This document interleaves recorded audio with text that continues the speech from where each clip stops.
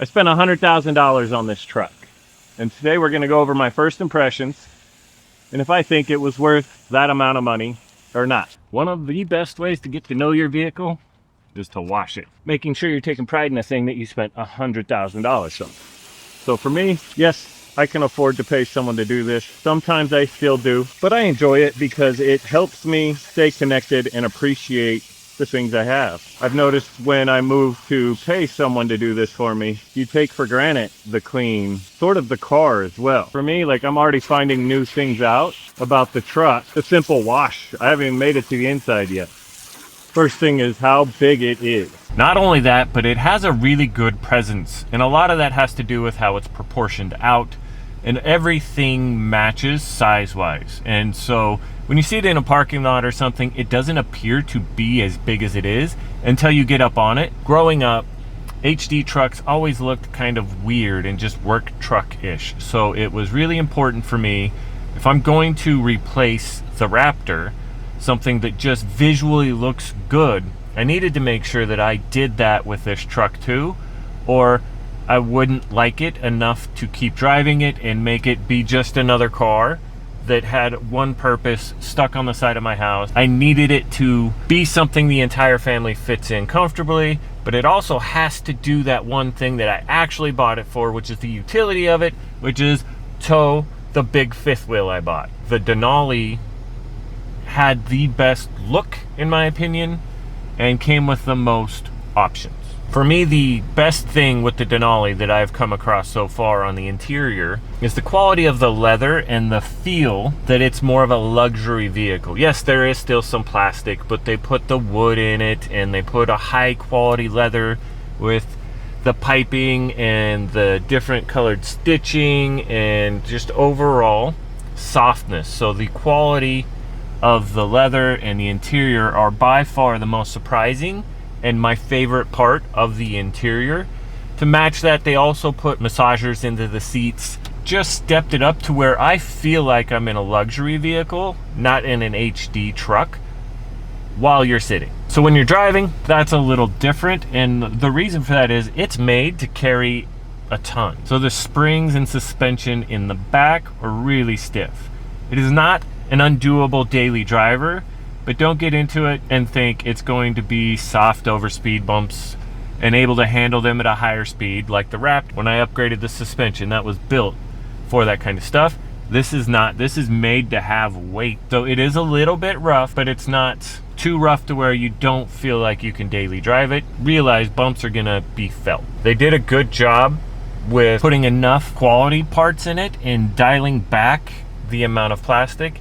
Now, when you get to stuff like the buttons and knobs, they are very Chevy feeling, and that's fine because in most of the luxury vehicles I've had with the BMWs and Mercedes, a lot of their buttons feel the same way. Crazy to say for a truck that costs $100,000, but really a lot of that expense, in my opinion, comes from the constant change in regulations from the government as far as air quality and that kind of stuff, to where the manufacturers can't develop something and then put it in for multiple years to be able to take up that initial cost. Now it's like every year they have to develop something new, so those costs are directly getting passed to us, to where they try to make you feel as if you're in a better car, like putting the better leather and that kind of stuff in, but really I think a lot of the cost of new vehicles is coming from the amount of research and technology that they have to put into a car just to get it to pass the government's emissions. My favorite part of this so far is the ability to have my family fit in it comfortably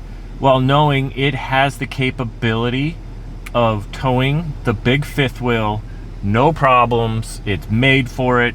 I have the hitch in the truck at all times. I put the cover over it so I don't have to worry about someone taking it if I leave it in a parking lot for a while or something like that. It feels the right size for me. A lot of the just standard trucks, when I get in, I feel too big for them, and this one just has enough room that at 6'4", I still fit really nice. I can sit behind my driver's seat without moving it without feeling uncomfortable. That's how much room they give you in the interior. So that is a huge thing for me, is just the comfort and quality of the interior, because that's where you spend the most time. Yes, I love how the outside looks. There's a few things I'm gonna change up, like the wheels. So I'm really happy that the interior feels nice and really is comfortable for all 5 of my family. Now, if you're buying this, there are a couple things that I would want to warn you about that might annoy you. So far, they haven't been too bad for me. It does not come standard with the airbags in the back to keep it level. A lot of people, that might not be a problem. Considering what the main purpose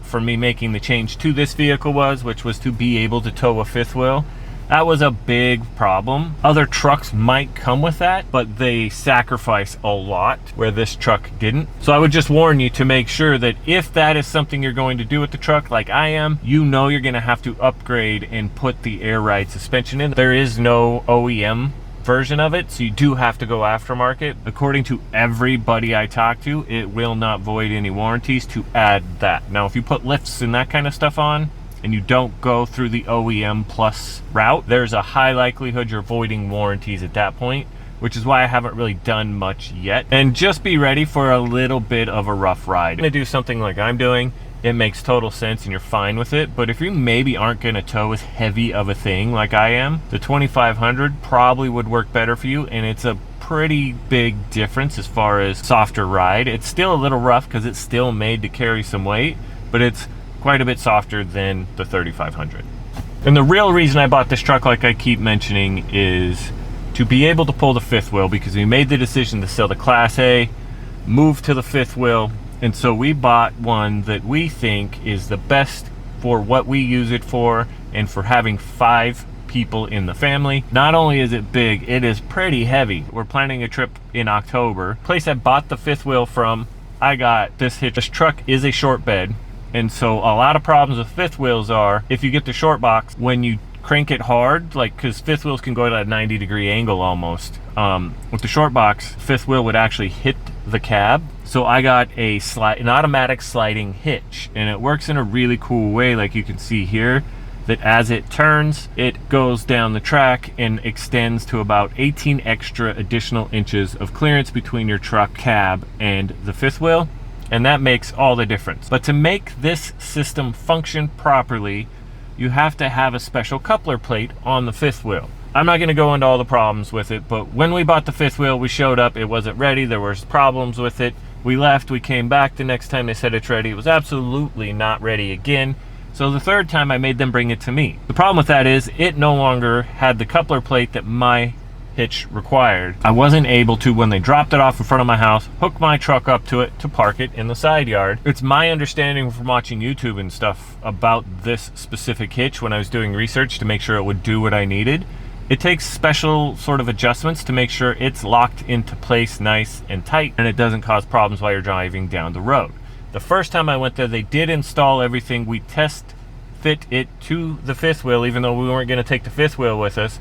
So the fact they took it off after the fact is mind-blowing to me. That aside, I can't hook it up, tow it, and show you how good this truck handles it yet, because now they have to come out to my house and install the coupler plate again and then reset it, and then I can pull it. So it's been a little bit of a frustrating experience buying the 5th wheel. The truck so far has not been. There's been a couple things that this truck does that make it another perfect choice for this. First is it has hookups in the back where you can buy backup cameras that allow the cameras you hook to the trailer to integrate into your user interface here.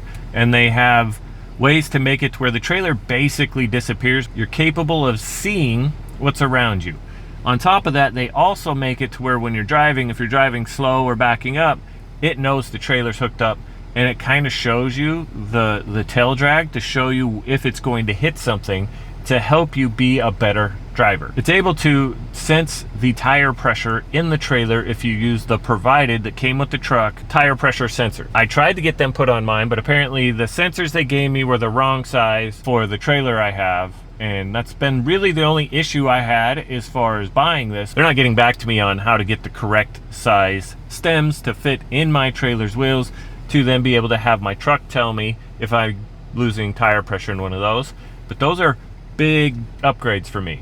It came with the puck system already in it, to where when we installed the hitch, everything went nice and smooth, and it's put in the right spot there's no mistakes that I can make or poor decisions I can make to make somehow my experience pulling the fifth wheel worse. I've driven it for about 1,300 miles now, and overall, we've taken some longer trips, we've taken shorter around town trips, so it checks all the boxes as far as what we need for being a daily driver family vehicle. And as soon as we're able to do the long hauls with the fifth wheel, it would also add that dynamic to it. So there's no regrets. I haven't made the first long trip towing the fifth wheel.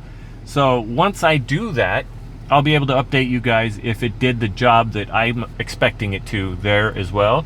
But overall, as a truck and a family driving, daily driving vehicle, I have no regrets. There are a few annoying things that I've come across with it. They're manageable, and they by no means are deal breaker. The way that the gear shift selector sits while I'm sitting in the truck, it blocks part of the screen to where it's hard for me to interact with the user interface without having to reach around it or move around it to see. Another one is it's got a big screen in the center, which I love. There's no problem with that. Everything on this you can control with touch, except when you use the massaging seats. And I understand that's like, oh, is it hard to use your massaging seats? But the idea is you're using it usually while you're on a longer drive, while you're driving. So the fact they make you reach down the side and use the little buttons on the side of the seat only. To make sure that you're controlling it properly, you have to look at the screen while you're over here focusing on the buttons and how to move everything. So it's a little bit of a confusing dial and knob system, and so it's frustrating. Something I did find though is once you find the massage style you like, you kind of just leave it set at that, and there's a little circular button near that other dial, not right next to it where you would expect it to be, but it's kind of hidden. I accidentally found it that just immediately turns it on, so it's a one press, your massages start. So it's definitely a little bit of an upgrade there. For my family, the irritation, they all have iPhones. I have an Android phone. Happens to benefit this car much better because it is a Google user interface, and so my phone interacts with it way better. I get the full screen. The iPhone does not. Little things like that. So if you want to see how it handles the first trip with the fifth wheel, make sure you hit subscribe, and that video will be coming in a couple months. Overall, this truck is definitely living up to the price tag, and we'll see long term, as long as you know there's no major problems and the brand stands behind it.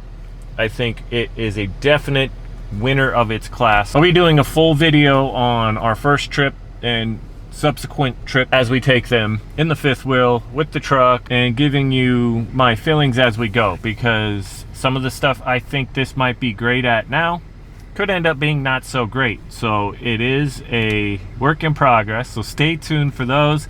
And don't worry, we still are going to do the supercar and high horsepower stuff as well. It's not going to turn into a truck and trailer channel, but it is something I'm into, and I really just want to share what I do and how I do it with you, the audience. So that's all I got on this one.